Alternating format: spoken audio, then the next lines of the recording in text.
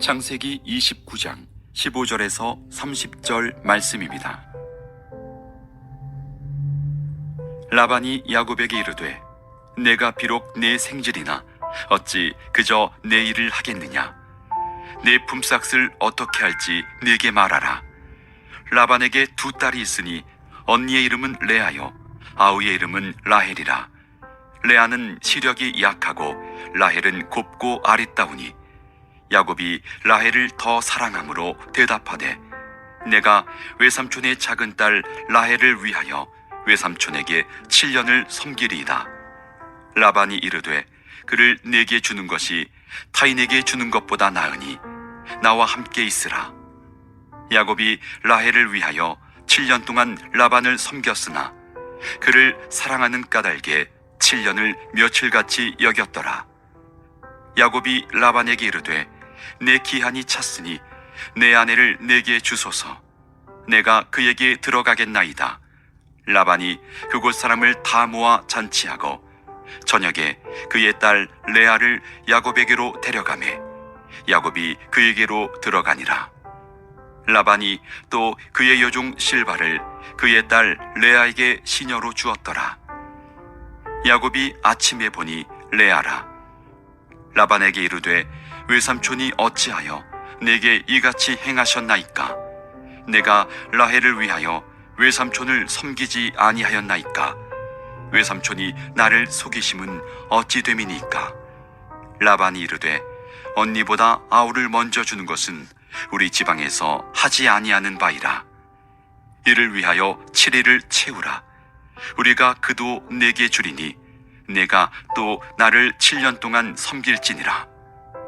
야곱이 그대로 하여 그 7일을 채우매 라반이 딸 라헬도 그에게 아내로 주고 라반이 또 그의 여종 빌하를 그의 딸 라헬에게 주어 시녀가 되게 하매 야곱이 또한 라헬에게로 들어갔고 그가 레아보다 라헬을 더 사랑하여 다시 7년 동안 라반을 섬겼더라.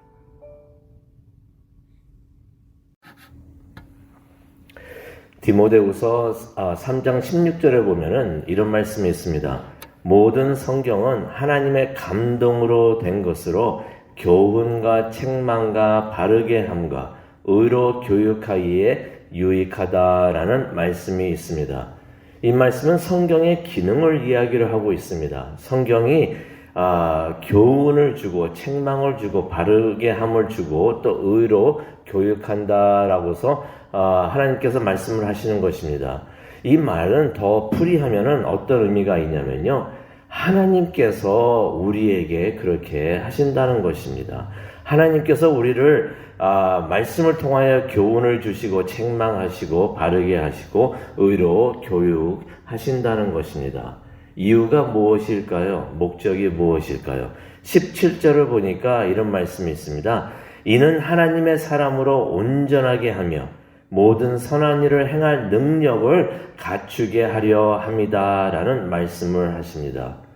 하나님께서 우리를 교육하고 책망하고 징계하시는 것이 우리를 벌하려고 하시는 것이 아니라는 것입니다. 우리를 벌하시는 것이 최종 목적이 아니라는 것입니다. 그러면서 17절에 말씀을 해주시죠. 우리를 하나님의 사람으로 만들어 주시기 위해서 하나님께서 그렇게 하신다는 것입니다. 또 그냥 하나님의 사람으로 만들어 주시는 것이 아니라 온전한 하나님의 사람이 되게 하기 위해서 하나님께서는 우리를 교육하시고 또 책망하시고 바르게 하신다는 것입니다. 또 17절을 보니까 모든 선한 일을 행할 능력을 갖추게 하려고 하나님께서 그렇게 하신다는 것입니다. 하나님께서 우리를 특별히 체벌을 하시고 징계를 하시는 것은 우리가 하나님의 일을 할 수 있도록 그런 능력자가 될 수 있도록 하나님께서는 그렇게 만들어 주시려고 우리를 그렇게 교육을 해 주신다는 것입니다. 이것을 생각해 보면은 우리가 하나님의 특별 교육을 받고 또 하나님의 체벌을 받는 것도 이것도 생각해 보면 감사할 일이구나 하는 것을 우리가 깨닫게 되는데요. 창세기 29장의 내용을 보게 되면은 하나님께서 야곱의 잘못을 책망하시는 것을 우리가 보게 됩니다. 하나님께서 야곱을 통해서 특별 교육을 들어가시는 것을 보게 되는데, 하나님께서 야곱을 하나님의 사람, 하나님의 일을 하는 사람으로 만들어 주시려고 그러한 특별 교육을 하시는 것을 우리가 보게 됩니다. 야곱은 베델에서 영적 체험을 했었습니다. 하나님을 만나는 체험을 했었죠.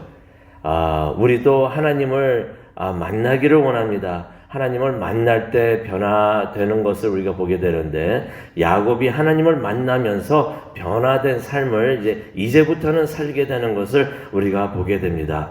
우리도 매일 하나님을 만나면서 하나님께 더욱더 가까이 가고 또 하나님을 더욱더 닮아가는 그러한 삶을 살기를 원하는데요.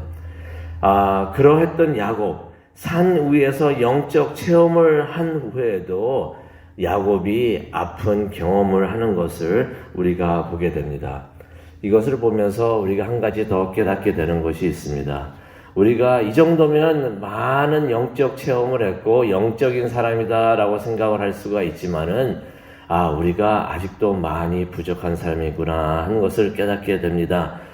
그러면서 우리가 항상 좀 더 겸손해지기를 원하는데요. 야곱에게는 한 가지 문제가 있었습니다. 여기서 문제라고 말을 하는 것은 야곱에게 약점이 있었다는 것입니다. 쉽게 말하면은 야곱에게는 어떠한 문제가 있었는가, 어떠한 약점이 있었는가. 야곱은 얍삽한 사람이었습니다. 쉽게 말하면은 얍삽한 사람이었다는 것을 우리가 알 수가 있는데, 그 말은 어떤 의미가 있냐면요, 잔머리를 써가지고 자기가 원하는 것을 취하는 사람이었다는 것입니다. 가만히 생각해 보면 야곱이 장자의 축복을 원했던 것입니다. 그런데 그것을 잔머리를 써가지고 가족까지 속이면서 야곱이 그것을 취했던 것을 우리가 볼 수가 있는데, 야곱은 바로 그러했던 사람인 것입니다. 근데 그것을 가만히 보게 되면은 우리가 이런 생각을 할 수가 있습니다. 야곱이 이 세상을 살면서 참 피곤하게 살았던 사람이겠구나. 본인이 잔머리를 계속 굴리다 보니까 계속 머릿속에서 계산을 하는 것입니다. 내가 이렇게 해야지 나에게 이런 이익이 있을 것이고, 그것을 위해서 계속해서 머릿속에서 계산을 하는 것입니다. 근데 그렇게 삶을 살다 보면요, 항상 고민하게 됩니다. 걱정하게 됩니다. 내가 이 다음에 무엇을 해야 될까 항상 고민하게 되고, 그러다 보면은 사람을 믿을 수가 없습니다. 다른 사람을 불신하게 되고요. 또 계속 그렇게 머릿속으로 계산을 하다 보니까 또 잠도 잘 수가 없습니다. 왜 그렇습니까? 잘 시간에도 계속 계산을 해야겠죠. 내가 내일 아침에는 또 어떻게 삶을 살아야 할까? 무슨 계산을 하면서 계속 수를 계산을 해야 되니까 잠도 못 자고 그런 삶을 살게 되는 것을 우리가 알게 되는데, 세상을 가장 편하게 사는 방법은 그러면 무엇일까? 그런 계산 안 하면서 살면 그것이 그렇게 편한 삶을 살게 되는 것이겠죠. 하나님께 모든 것을 다 맡기고 하나님께서 이끄시는 대로, 하나님이 이끄시는 그러한 삶이 가장 복된 삶이다 생각을 하면서 하나님께 모든 것을 맡기고 사는 것이 가장 세상을 편하게 사는 삶이 아닌가, 그렇게 생각을 해봅니다. 그런 삶을 사는 사람을 하나님께서는 귀하게 여기시고 또 축복해 주시는 줄로 믿습니다. 그런데 야곱은요, 남을 속이는 일에 능숙했던 사람인 것입니다. 계속 머릿속에서 계산을 하면서 내가 어떻게 해야지 남보다 더 머리 좋게 삶을 살 수 있을까? 야곱이 그러한 삶을 완전히 버리지를 못했던 것입니다. 그런 삶을 살다 보니까 자신이 속임을 당하는 일을 겪게 되는데요. 오늘 말씀을 보게 되면은 그러한 삶을 산 야곱의 모습을 보게 됩니다. 하나님께서 야곱을 그의 외삼촌 라반의 집으로 인도해 주십니다. 어떻게 보면 이것도 참 축복의 삶이 될 수가 있는데, 여기서 참 아쉬운 장면이 있습니다. 이러한 과정에서 야곱은 기도를 했다는 그러한 모습이 한 번도 나오지를 않습니다. 우리가 이 모습을 보면서 다시 한번 깨닫게 되는데요. 우리는 항상 하나님께 기도하면서 그러한 기도하는 삶을 살기를 원합니다. 기도한다는 것은 무엇을 의미합니까? 하나님을 의지하면서 산다는 것입니다. 하나님을 의지하기 때문에 하나님 나와 함께하여 주시옵소서. 내가 부족합니다. 하나님 나를 인도하여 주시옵소서라고 그러한 마음으로 사는 것이 되겠는데 야곱은 이 순간 외삼촌 라반의 집으로 가면서 하나님께 기도하지 않는 것을 보게 됩니다. 그러한 기도하지 않는 삶을 사다 보니까 야곱이 라헬을 만날 때에도 또 다시 잔머리를 굴리는 것을 보게 되는데요. 기도하지 않다 보니까 옛버릇이 다시 나오는 것입니다.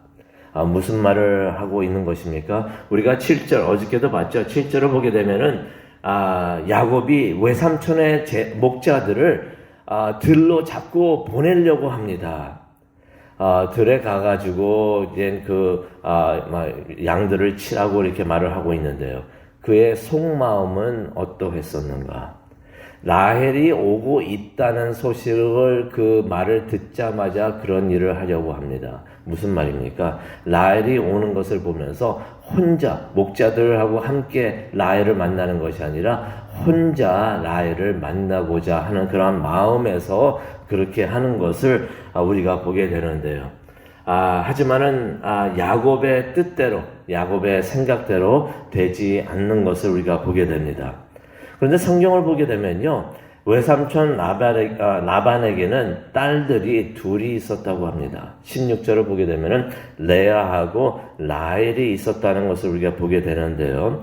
레아는 17절을 보게 되니까 시력이 약했다라고서 성경에 기록되어 있습니다. 시력이 약했다는 것은 어떤 의미가 있냐면요. 눈이 흐렸다는 것입니다. 눈이 흐리고 총명함이 없었다라는 의미도 되는데요. 이것은 또 어떤 의미도 있는가? 똑똑해 보이지 않았다는 의미도 있습니다.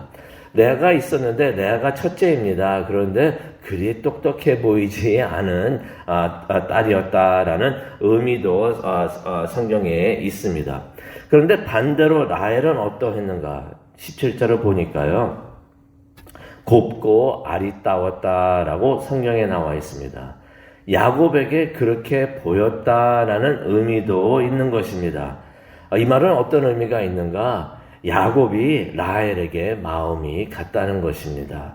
레아보다는 라헬에게 마음이 더 갔던 그 야곱의 모습을 보는데요. 그래서 7년을 오삼촌을 위해서 일하더라도 라헬과 결혼하기를 원하는 것을 우리가 18절을 통해서 봅니다. 야곱이 사랑에 빠지니까요. 20절에도 나와 있지만은 7년이나 외삼촌을 위해서 일을 하지만은 그 7년이 며칠같이 여겨졌다라는 성경의 말씀이 있습니다. 얼마나 라헬을 좋아했으면은 7년을 일을 하는데도 그것이 7년이 며칠 같았다라고서 그렇게 생각을 했었던 것입니다. 그런데 마침내 7년이 지나고 이제 결혼식을 하게 됩니다. 그 내용이 22절과 그 이후에 나오는데요. 첫낮밤을 지나고 아침에 일어나 보니까 같이 잠을 잤던 그러한 아내가 라헬인 줄 알았는데 그녀가 레아였다, 언니였다라는 말씀이 있습니다. 그래서 야곱이 25절에 따지죠. 외삼촌에 가가지고 따집니다. 외삼촌 어떻게 해서 나를 이렇게 속일 수가 있습니까? 라고서 따지게 되는 것을 우리가 보게 되는데요. 무척 억울하다는 것입니다. 내가 당신을 위해서 7년 동안 일을 했는데 어떻게 나에게 외삼촌이면서 나를 속일 수가 있습니까? 무척이나 억울했던 것 같습니다. 그런데 우리가 가만히 생각을 해보기를 원합니다. 야곱 자신도 그렇게 했었죠. 자신의 형을 속였었고요. 또 아버지를 속였던 것입니다. 결국 야곱이 다시 7년을 일을 하면서 라헬과 결혼하는 것을 그러한 내용을 우리가 말씀을 통해서 보게 되는데요. 오늘 이 말씀을 보면서 우리가 기도하는 시간을 갖기를 원합니다. 야곱이 남을 속이는 일에 능숙했었던 사람인 것입니다. 그 잘못을 그런 나쁜 버릇을 완전히 버리지 못하니까 자신도 속임을 당하는 것을 오늘 말씀을 통해서 보게 됩니다. 하지만 이 과정에서 어떠한 일을 우리가 보게 됩니까? 하나님께서 야곱을 특별 교육을 시키시는 것을 보게 되는 것입니다. 야곱에게 이러한 일을 통해서 야곱을 책망하시고 야곱을 바로 잡아 주시는 하나님의 모습을 우리가 보기를 원합니다. 우리도 스스로 우리의 잘못이 있는데 그것을 고치고 바로 잡지 않으면은 하나님께서 우리를 또 특별히 징계를 해 주시고 교육을 해 주시는 줄로 믿습니다. 우리가 그 전에 회개하고 하나님의 도움으로, 성령의 도움으로 우리가 변화되기를 원합니다. 오늘 이 말씀을 묵상을 하면서 기도할 때 우리가 하나님 앞에서 바로 서기를 원합니다. 성령님께서 지적해 주시는 것들이 있으면 우리가 그러한 일들이 있는 줄로 믿습니다. 성령님께서 지적을 해 주실 때 모든 것을 회개하고 용서받기를 원합니다. 그리하여서 하나님 보시기에 온전한 하나님의 사람이 되는 이 아침이 되기를 원하고 또 오늘 하루 일주일이 되기를 원합니다.